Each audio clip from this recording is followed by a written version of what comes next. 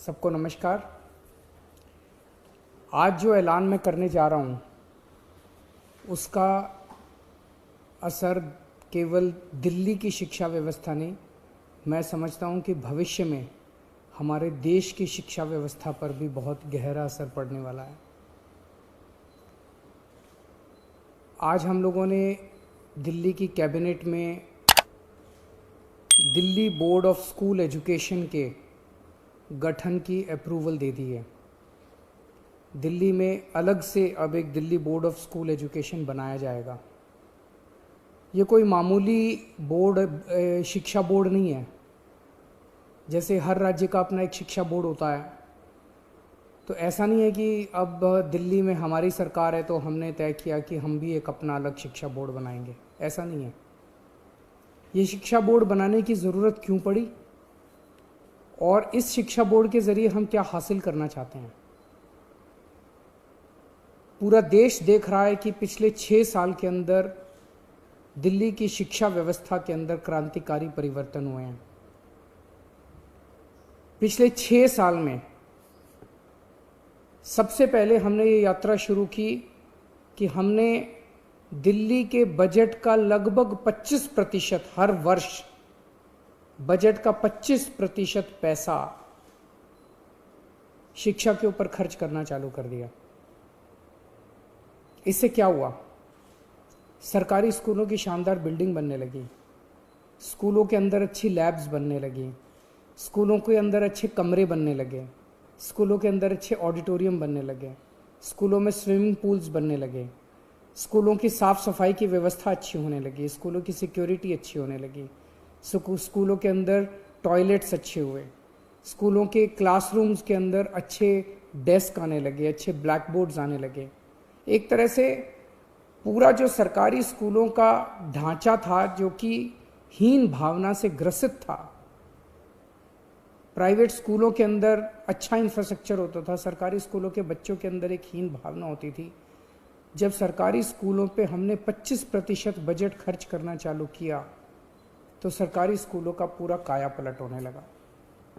दूसरा बड़ा परिवर्तन हमने किया कि अपने टीचर्स को और प्रिंसिपल्स को बहुत बड़े स्तर के ऊपर हमने ट्रेनिंग करने के लिए भेजा। हमने उन्हें कैम्ब्रिज भेजा, सिंगापुर भेजा, फिनलैंड भेजा, अमेरिका भेजा, कनाडा भेजा, IIM लखनऊ भेजा, IIM अहमदाबाद भेजा। हमारे ढेर सारे टीचर्स और प्रिंसिपल्स वहाँ से ट्रेनिंग करके लौटे। हमने अपने बच्चों को फॉरेन भेजना चालू किया।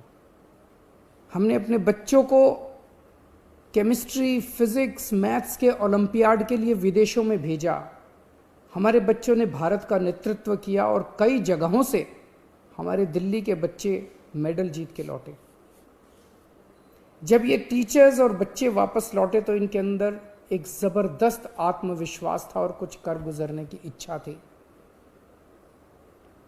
तीसरा हमने बड़ा परिवर्तन किया कि हमने अपने प्रिंसिपल्स को एम्पावर किया।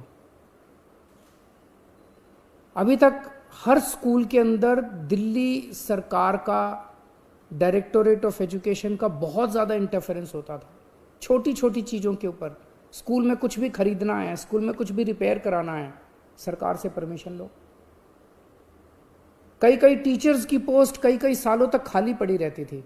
अब हमने प्रिंसिपल को पावर दे दी।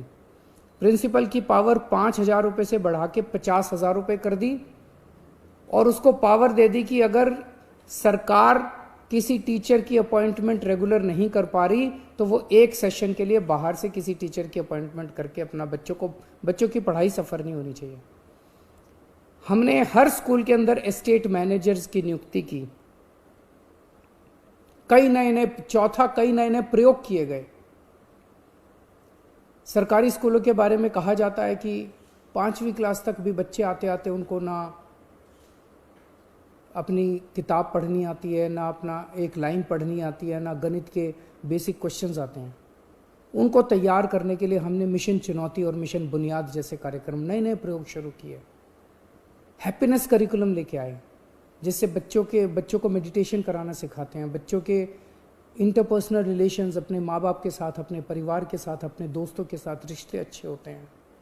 बच्चों की इमोशनल नीड्स पूरे होते हैं। हैप्पीनेस करिकुलम लेके आए, एंटरप्रेन्योरशिप करिकुलम लेके आए। तो इस तरह से कई सारे प्रयोग पिछले 6 साल के अंदर किए गए, जिसकी वजह से आज दिल्ली के सरकारी स्कूलों के नतीजे 98% आने लगे हैं। प्राइवेट स्कूलों से ज़्यादा नतीजे आने लगे हैं। हमारे बच्चों का इंजीनियरिंग में, मेडिकल में, बड़े बड़े अच्छे अच्छे कॉलेजेस के अंदर एडमिशन होने लगे हैं। पेरेंट्स को भरोसा हो गया है कि अब हमारे बच्चे सरकारी स्कूलों के अंदर, उनका भविष्य सुरक्षित है। ये बहुत बड़ी बात है। जो पेरेंट्स पहले सरकारी स्कूलों में अपने बच्चों को भेजना नहीं चाहते थे, आज वो पेरेंट्स अपने बच्चों को सरकारी स्कूलों में जब भेजते हैं तो उनको भरोसा होता है कि उनके बच्चों का भविष्य सुरक्षित है। बच्चों के अंदर एक जबरदस्त आत्मविश्वास पैदा हुआ है। अब अगला स्टेप लेने का समय आया है। अब ये तय करने का समय आया है कि स्कूलों में क्या पढ़ाया जा रहा है और कैसे पढ़ाया जा रहा है। हम शिक्षा क्यों देते हैं अपने बच्चों को? हम शिक्षा देते हैं 3 कारणों से, और अब वो तीनों लक्ष्य, ये जो Delhi board of school education बनाया जा रहा है, ये 3 लक्ष्य पूरे करेगा।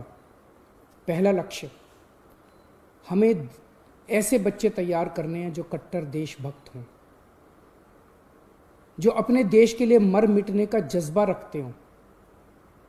हमारे बच्चे हमारे देश का भविष्य हैं। हमें ऐसे बच्चे तैयार करने हैं जो आने वाले समय में हर क्षेत्र के अंदर इस देश की जिम्मेदारी अपने कंधों पे उठाने के लिए तैयार हों। उन्हें तैयार करना पड़ेगा अपने बच्चों को, चाहे वो साइंस का क्षेत्र हो, चाहे टेक्नोलॉजी का क्षेत्र हो, चाहे बिजनेस का क्षेत्र हो, चाहे व्यापार का क्षेत्र हो, चाहे राजनीति का क्षेत्र हो, चाहे सामाजिक क्षेत्र हो। हर क्षेत्र के अंदर हमारे बच्चे देश की जिम्मेदारी उठाने के लिए तैयार हों। ऐसे बच्चे हमारी शिक्षा तैयार करेगी। अब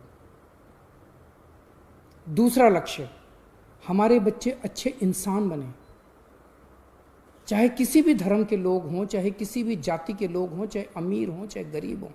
ये सारी दीवारें तोड़ के एक दूसरे को इंसान समझना है और अपना जीवन एक तरफ जहां अपने परिवार के लिए वो करना है, दूसरे अपने परिवार को पालना है, दूसरी तरफ अपने समाज को और दूसरे इंसानों के लिए निस्वार्थ भाव से अपना जीवन जीना है। ऐसे बच्चे बोर्ड तैयार करेगा। और तीसरा, आज हमारे देश के अंदर सबसे बड़ी समस्या है, बड़ी बड़ी डिग्री, पीएचडी करने के बाद, बीए, बीएससी, बीकॉम, एमकॉम, बड़ी बड़ी डिग्रियां करने के बाद भी बच्चों को नौकरी नहीं मिल रही। बच्चे घर में बेरोजगार बैठे हैं।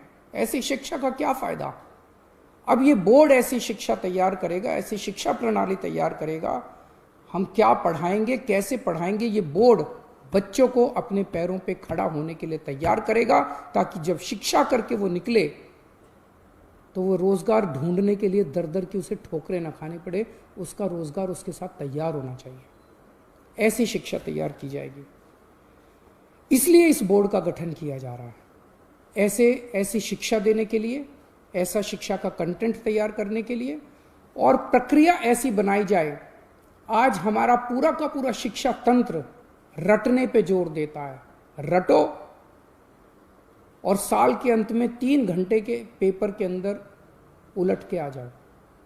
ये बदलना पड़ेगा। अब रटने पे जोर नहीं होगा, अब समझने पे जोर होगा। एक बच्चे का असेसमेंट साल के अंत में 3 घंटे में नहीं लिया जाएगा। उसका असेसमेंट पूरा साल लगातार चलता रहेगा। उस बच्चे का असेसमेंट लगातार पूरा साल चलेगा। ये इंटरनेशनल स्तर का बोर्ड बनाया जा रहा है, जिसमें ढेर सारे इंटरनेशनल संस्थाओं से सहयोग लिया जाएगा। इंटरनेशनल प्रैक्टिसेस को स्टडी किया गया है और भी स्टडी किया जाएगा, और उन इंटरनेशनल प्रैक्टिसेस को हम दिल्ली में अपने स्कूलों में और अपने बोर्ड में लेके आएंगे। इसमें हाई एंड टेक्निक्स का इस्तेमाल किया जाएगा बच्चों को पढ़ाने के लिए और बच्चों की असेसमेंट करने के लिए। जैसे मैंने बताया कि रटने के ऊपर से ध्यान हटा के अब समझने के ऊपर और पर्सनालिटी डेवलपमेंट, एक बच्चे को तैयार किया जाएगा। हमारा ये मानना है कि भगवान ने इंसान को बनाया है, हर इंसान के अंदर कुछ ना कुछ अच्छाई जरूर डाली है, कुछ ना कुछ उसके अंदर स्पेशलिटी। हर इंसान स्पेशल है। वो क्या स्पेशल है ये शिक्षा प्रणाली की जिम्मेदारी होगी कि उस बच्चे की उस स्पेशलिटी को निकाल के उसकी किस चीज़ में रुचि है और उसे किस चीज़ की ज़रूरत है, उसका कैरियर किस चीज़ में होना चाहिए और उसे कौन सा कोर्स पढ़ना चाहिए, ये शिक्षा प्रणाली निकाल के उस बच्चे को वही सिखाया जाएगा जिसमें वो माहिर है, ना कि एक रट्टू तोता जो अभी बनते हैं वो बनाया जाएगा। दिल्ली में 1000 के करीब लगभग सरकारी स्कूल हैं, 1700 के करीब प्राइवेट स्कूल हैं। इनमें जितने बच्चे पढ़ते हैं मोस्टली सरकारी स्कूल तो सभी सीबीएसई के, सरकारी स्कूल सारे सीबीएसई के हैं और 1700 जो प्राइवेट स्कूल हैं ये भी मोस्टली सीबीएसई के हैं। इस वर्ष 21-22 एकेडमिक ईयर में 20 से 25 सरकारी स्कूलों को हम एक साथ सारे स्कूलों को इस बोर्ड में नहीं लेके आएंगे। इस साल सबसे पहले साल में 20 से 25 सरकारी स्कूलों को इस बोर्ड में शामिल किया जाएगा। उन्हें सीबीएसई से उनकी एफिलिएशन हटा के इस बोर्ड की एफिलिएशन दिलाई जाएगी।